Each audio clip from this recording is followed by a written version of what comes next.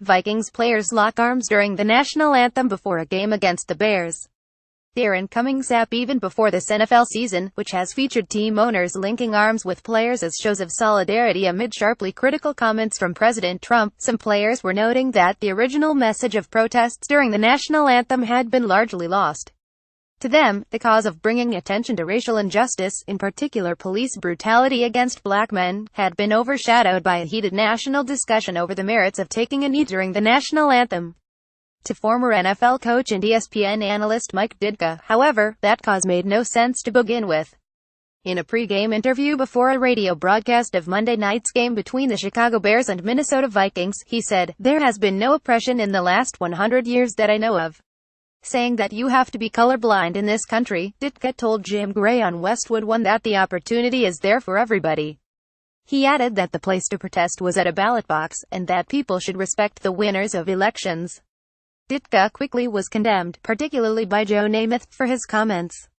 The Hall of Fame quarterback suggested Tuesday that Ditka look up the meaning of oppression. Look up the definition of oppression, and you understand that it's obviously taken place. By late Tuesday, Ditka was trying to straighten out what he meant. The characterization of the statement that I made does not reflect the context of the question that I was answering and certainly does not reflect my views throughout my lifetime, he said in a statement. I have absolutely seen oppression in society in the last 100 years and I am completely intolerant of any discrimination. The interview was about the NFL and the related issues. That's where my head was at. I was quoted in the interview stating, "You have to be colorblind." I stated that you should look at a person for what they are and not the color of their skin. I'm sorry if anyone was offended.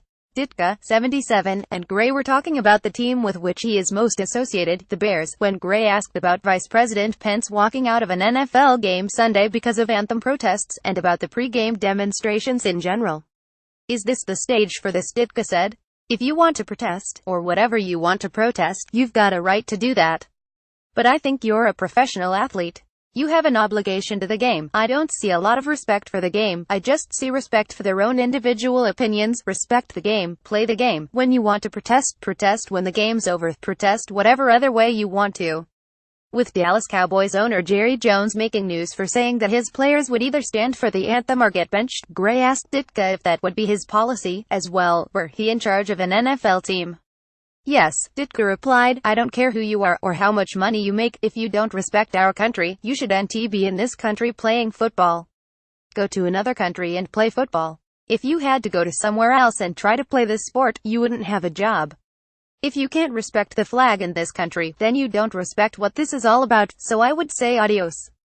Ditka has not been shy in the past about expressing political views, and he was an early supporter of Trump's presidential campaign, starting well before the election. Trump has taken frequent shots at former 49ers quarterback Colin Kaepernick, who began the anthem protests during the 2016 preseason, and Ditka has followed suit, saying a year ago that he had no respect for the player. My choice is that I like this country, I respect our flag, and I don't see all the atrocities going on in this country that people say are going on, Ditka added at the time. The Eagles' Malcolm Jenkins, who has been raising his fist during the anthem and has worked toward helping create better relations between police and community members, offered an explanation Monday of some of the concerns felt by NFL players. I think we've made that very clear that what we are demonstrating about has nothing to do with the flag but everything to do with social injustice, racial inequality and the things that Jerry Jones and other owners who are making statements have yet to address, the safety said to NBC Sports Philadelphia. And so I'd love to hear their takes on that part of the conversation, what these players are trying to draw attention to, Jenkins continued. Their thoughts on, police brutality and racial inequality, education gap, the economical gap in these communities that they make money in. And I'd love to hear that part of the conversation so that it's not so argumentative, so that it's not isolating the players who are trying to do the right thing with the platform that they have. Later on Monday, Gray asked Ditka, for those who want social justice, and for those who look back at the lives of Muhammad Ali and Jesse Owens, and John Carlos and Tommy Smith, your response would be I don't know what social injustices have been, the Pro Football Hall of Fame inductee replied. Muhammad Ali rose to the top. Jesse Owens is one of the classiest individuals that ever lived. I mean, you can say, are you talking that everything is based on color? I don't see it that way. I think that you have to be colorblind in this country. You've got to look at a person for what he is, and what he stands for and how he produces, not by the color of his skin. That has never had anything to do with anything.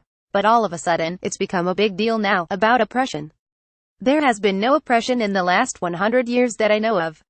Now maybe I'm not watching it as carefully as other people. I think the opportunity is there for everybody. Race, religion, creed, color, nationality. If you want to work, if you want to try, if you want to put effort into yourself, I think you can accomplish anything. The former coach, who won a Super Bowl with the Bears before a head coaching stint with the New Orleans Saints, said in 2013 that not running against Barack Obama in the 2004 Illinois Senate race was the biggest mistake I've ever made. He told a Chicago radio station last year that Obama's the worst president we've ever had. He would be great to play golf with, Ditka said at the time of Obama. He's not a leader. This country needs leadership. It needs direction. On Monday, Ditka made an apparent reference to Obama's successor, telling Gray that NFL players are protesting an individual, adding, "That's wrong, too. You know, you've got a ballot box. You've got an election. That's where you protest," Ditka said. You elect the person you want to be in office, and if you don't get that person in office, I think you respect the other one, that's all. Football has been so good to these guys, Ditka said of NFL players on the pre-game show. It's been so good to me. Enjoy it, have fun with it, and I don't think it's the stage for protests. I'm sorry, a lot of people disagree with that, but that's my take on it. Read more. This is about systemic oppression. Eric Reid becomes the voice of 49ers protest with criticism of Pence. He's all by himself. Capitals Devontae Smith-Pelly considers anthem protest after J.T. Brown cracks emerge in solidarity between NFL players, owners over anthem protests. "I can't sugarcoat it. I am devastated." J.J. Watt apologizes to Houston after breaking leg. Week 5 fantasy football top takeaways. What to make of Giants injuries. Big Ben's struggles.